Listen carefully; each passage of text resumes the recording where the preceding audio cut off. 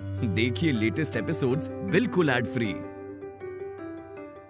Bharat Ratna doctor Bhimrao Ambedkar को कोटि कोटि नमन। ये कार्यक्रम डॉक्टर भीमराव अंबेडकर के जीवन पर आधारित है, जहां भारत की जनता के प्रति उनके योगदानों को पूरी सजगता से चित्रित और रेखांकित करने का प्रयास है। कार्यक्रम में दिखाई गई घटनाएं लब्ध पुस्तकों से ली गई हैं। इस कार्यक्रम के जरिए चैनल की ओर से एक विश्वसनीय, सजग और सकारात्मक प्रयास है कि डॉक्टर बाबा साहेब भीमराव अंबेडकर के जीवन की संघर्ष यात्रा एवं गौरव गाथा पूरे आदर के साथ घर घर पहुंचे और उनके योगदानों से सभी संपूर्णता में परिचित और आह्लादित हों। बाबा, आपकी पहचान में कोई हमारी जात का वैद्य है? क्योंकि ये लोग तो इलाज करने से रहे, लेकिन हमें कुछ भी करके इन सब का इलाज करवाना होगा। भीम, हमारी जात के एक वैद्य है तो सही। कहाँ है बुआ? वो पुरानी स्कूल का रास्ता है ना? हाँ हाँ, मैं समझ गया, मैं अभी लेकर आता हूँ। भीमराव,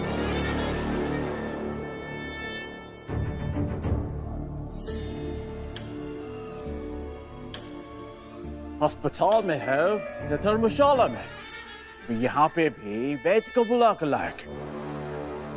ये डॉक्टर्स इलाज करने से मना कर रहे हैं, तो और क्या कर सकता हूँ मैं? एक काम कर भीमराव, तू जा, दौड़ते हुए जा और कहीं से कोई वैद्य ढूंढ कर ला। तब तक हम तेरी जात के लोगों को यहां से उठाकर बाहर भिजवाते हैं।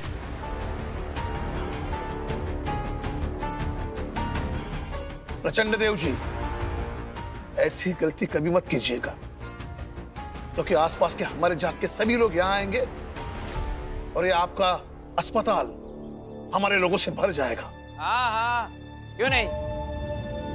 बहुत बड़ा नेता है तू। हाँ, तेरे कहने पर सारे लोग दौड़कर आ जाएंगे।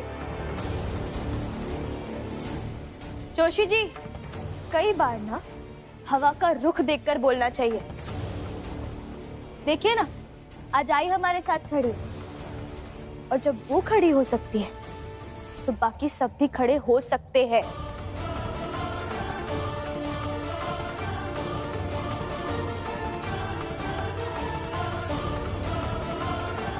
भीम, तुम जाओ और वैद्य जी को बुला कर लाओ। आज एक माँ देखती है कि वैद्य जी को यहाँ आने से कौन रोकता है। अभी लेकर आता हूँ काकी, अब चिंता मत कीजिए।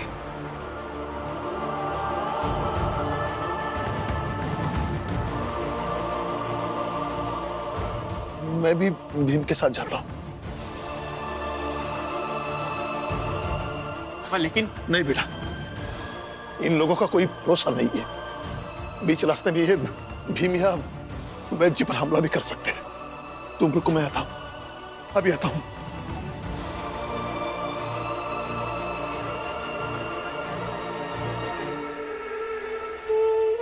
दीपक, दीपक, दीपक, तुम्हें दीपक, दीपक, दीपक,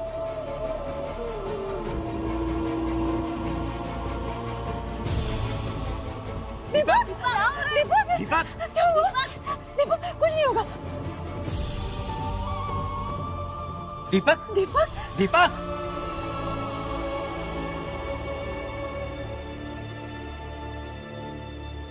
डॉक्टर साहब, अभी आप घर जाके आराम कीजिए। अभी यहाँ पे इलाज होने से रहा।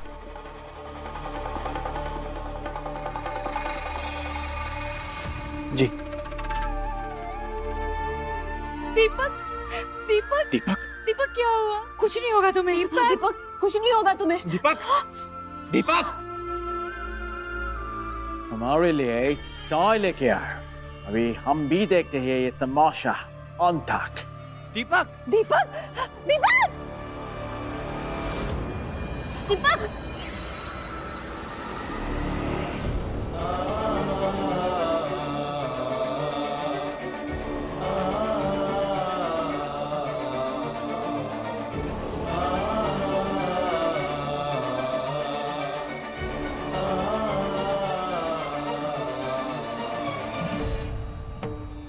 ना वक्त हो गया, लेकिन अब तक कोई भी नहीं मरा। डेविड सर, थोड़ा धैर्य रखिए। क्या है, ये जहर किसी को आसानी से नहीं मारता, तड़पा तड़पा के मारता है। बस 3-4 घंटे इंतजार कीजिए, फिर देखिए सब तड़प तड़प के मरेंगे।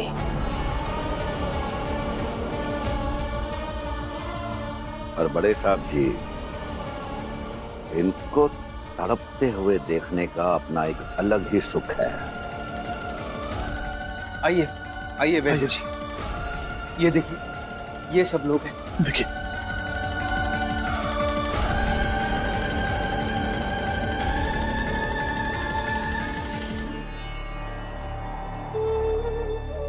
देखिए ना वैद्य जी, देखिए ना इसे क्या हो रहा है। ये ऐसा क्यों कर रहा है? वैद्य जी देखिए ना। वैद्य जी, अब बताइए ना, सब ठीक हो जाएंगे ना? पहले मुझे देखने दीजिए, फिर मैं बताता हूँ।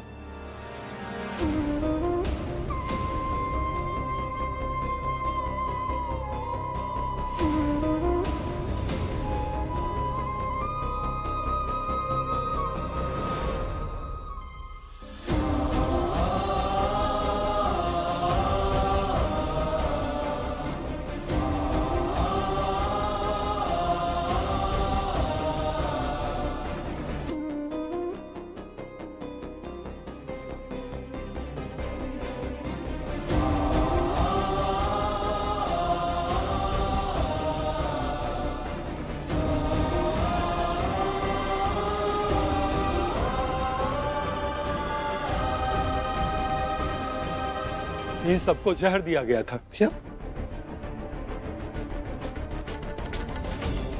लेकिन इनके शरीर में जहर की मात्रा कम गई है, इसीलिए अब जान का खतरा तो नहीं है, लेकिन इन सबको इलाज की सख्त जरूरत है। इन सबको पानी चढ़ाना जो एक डॉक्टर ही कर सकता है।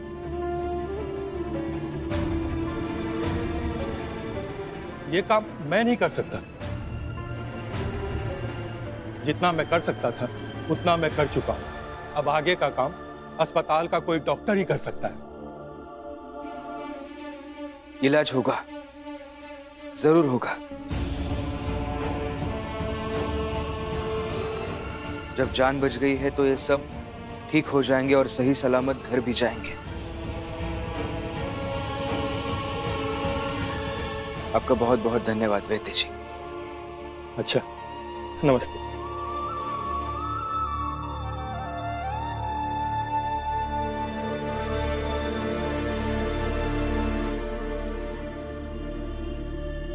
प्रेम, तुम्हारी जात का पूरे देश में कोई डॉक्टर होगा ही नहीं, तो कहां से ढूंढ के लाओगे वैद्य की तरह डॉक्टर?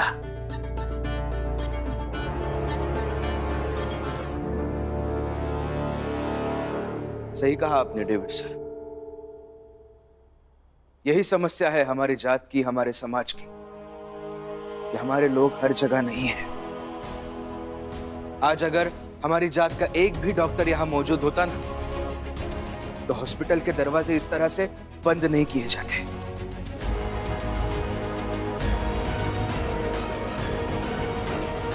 और इसीलिए मैं कहता हूं, हमारी जात को पढ़ना चाहिए, लिखना चाहिए और आगे बढ़ना चाहिए।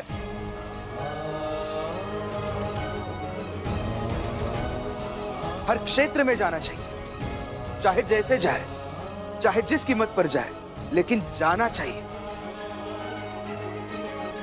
तभी कल को हमारा भविष्य सुरक्षित होगा, हम सुरक्षित रहेंगे, हमारी आने वाली पीढ़ियां सुरक्षित हो जाएंगी। फिलहाल तुम्हारे इस भाषण से इलाज नहीं होगा, और जो तुम बोल रहे हो वो भी कुछ नहीं होगा। होगा, और एक दिन ऐसा जरूर आएगा कि हमारी जात का कम से कम एक व्यक्ति हर क्षेत्र में मिलेगा।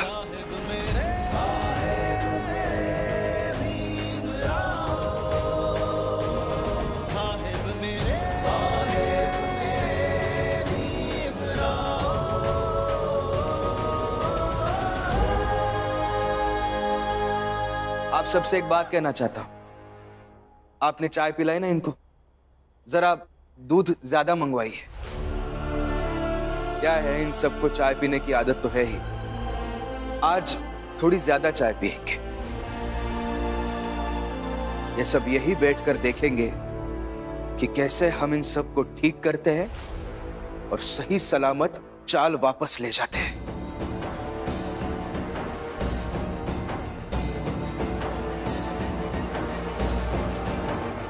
हो गया भाषण? ठीक है, देखते हैं। प्रचंड देव जी, नरोत्तम जी, डेविड सर, आपसे एक बात कहना चाहता हूं। ये लड़ाई शुरू हुई थी पानी की समस्या को लेकर। किसी को पानी ना मिलना ये एक सामाजिक समस्या थी, जैसा आपने भी कहा था। लेकिन आप तीनों ने मिलकर इस लड़ाई को इतना खींचा है कि अब ये कानूनी लड़ाई बन गई है। अब कानून तय करेगा कि आपने और डॉक्टरों ने मिलकर जो किया है वो कितना सही था और कितना गलत, और आप सबको क्या सजा दी जानी चाहिए।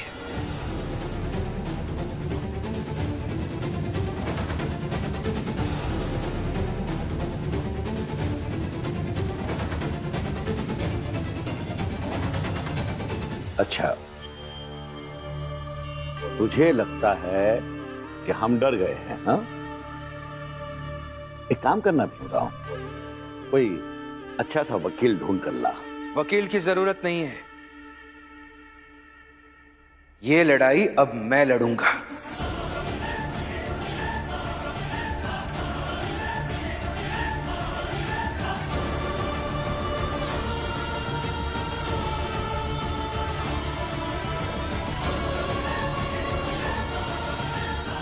और आप तीनों तो जानते ही होंगे, जब किसी व्यक्ति को वकील नहीं मिलता तब वो अपना केस खुद लड़ सकता है।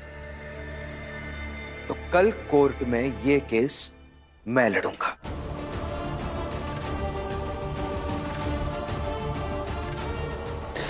वाह, ये तो और भी अच्छा होगा। कल सवेरे ही तुम्हारे सामने बॉम्बे का सबसे बड़ा वकील खड़ा होगा, और फिर देखते हैं क्या कर लेते हैं। इतिहास बनेगा कल, याद रखिएगा डेविड जी।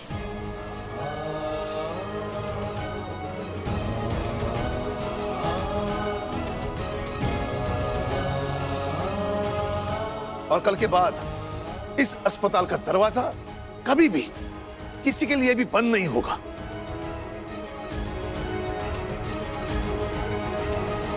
और हम यहां से सबको स्वस्थ करके लेके जाएंगे।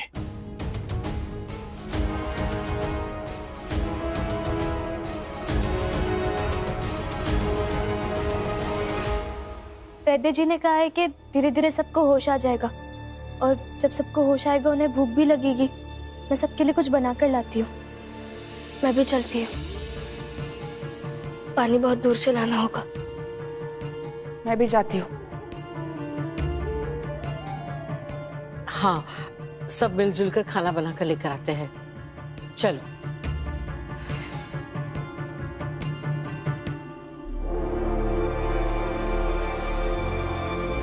बाबा, मुझे ऐसा लगता है कि आपको भी जाना चाहिए। थोड़ा आराम कर लीजिए, मैं और आनंद भैया है यहाँ पर। ठीक है,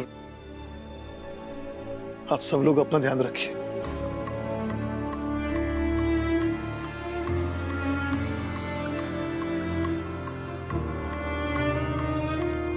आनंद भैया आप यही रुकिए, मैं भी आता हूँ।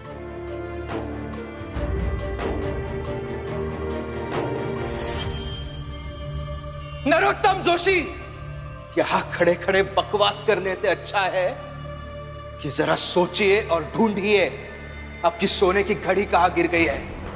आप तीनों ने मिलकर इस लड़ाई को इतना खींचा है कि अब ये कानूनी लड़ाई बन गई है।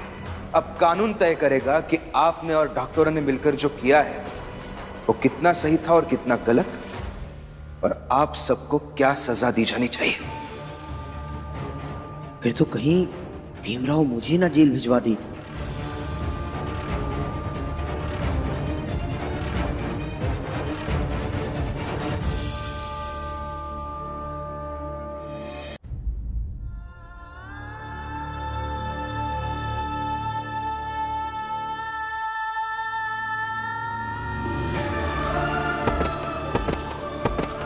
दीपक, ये क्या हुआ आपको? दीपक, डॉक्टर साहब ने ये दवाई दी है, इसे बीमार सारे मरीजों को पिलाइएगा, 1-2 घंटे में होश आ जाएगा। मगर डॉक्टर साहब कहाँ है? वो अचानक से एक केस आ गया है, तो वहीं है। बाहर जाइए आप सब। ये क्या कर रहे हो? बाहर जाइए। ये क्या कर रहे हो? बाहर जाइए। अरे दरवाजा क्यों बंद कर रहे हो आप? क्या अस्पताल में मरीज इस हालात में है और आप सब के सब खड़े होकर देख रहे हैं? आप सबके अंतरात्मा कचोट नहीं रही है क्या? हाँ कचोट रही है, तभी तो कह रहा था कि बाहर रखो इन सबको, मगर ले आए अंदर। लेकिन इसका फायदा क्या हुआ? इलाज तो डॉक्टर ही करेंगे ना, ना बाहर किए थे ना अंदर करेंगे। इन सबको जहर दिया गया था। नहीं नहीं, कल की लड़ाई हर हाल में जीतूंगा, हर हाल में जीतूंगा कल की लड़ाई।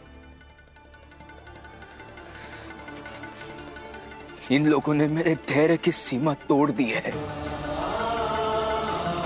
मेरे शांत रहने का फायदा उठाया है। मेरे लोग मर रहे हैं और ये दुश्मनी निकाल रहे हैं।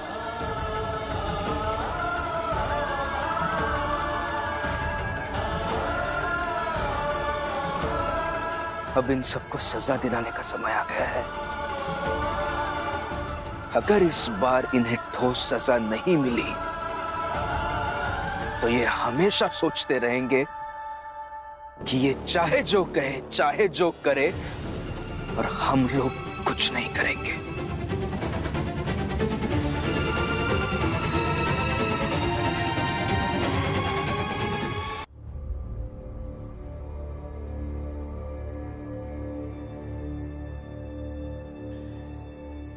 कल यही घड़ी अदालत में सबूत के तौर पर पेश करूंगा और कहूंगा कि ये घड़ी पहनने वाले नरोत्तम जोशी ने ही तालाब के पानी में जहर मिलाया था। नरोत्तम जोशी,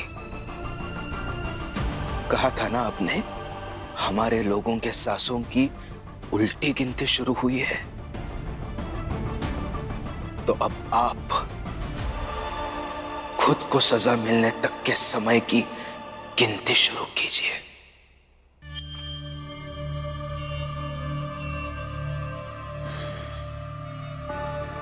ये घड़ी तेरे पास सबूत के तौर पर रहेगी, तब सजा दिलवाएगा ना भीमराव। तुम लोग जाओ, मैं इसे दंडित करता हूं।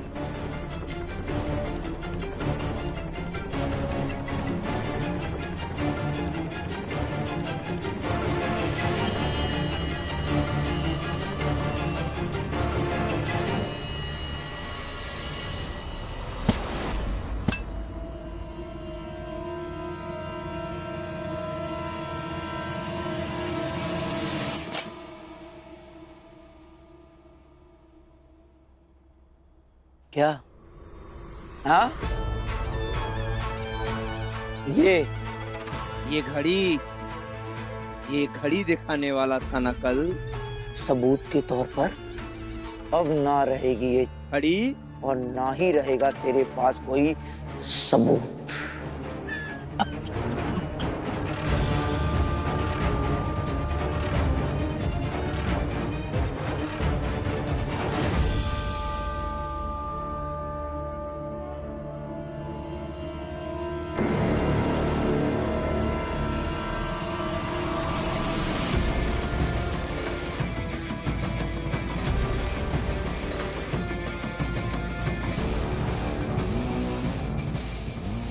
इमरान, तेरी इतनी हिम्मत कि तूने मेरा हाथ छुआ? छोड़, हाथ छोड़। नरोत्तम जोशी जी, जब आप ये लड़ाई जान पर ले आए हैं तो मेरी हिम्मत आसमान तक तो पहुंचेगी ही ना। आज आपका भ्रम टूटेगा कि आप ही सबसे ज्यादा ताकतवर है। छुड़ा लीजिए हाथ, छुड़ा लीजिए हाथ और ले जाइए घड़ी।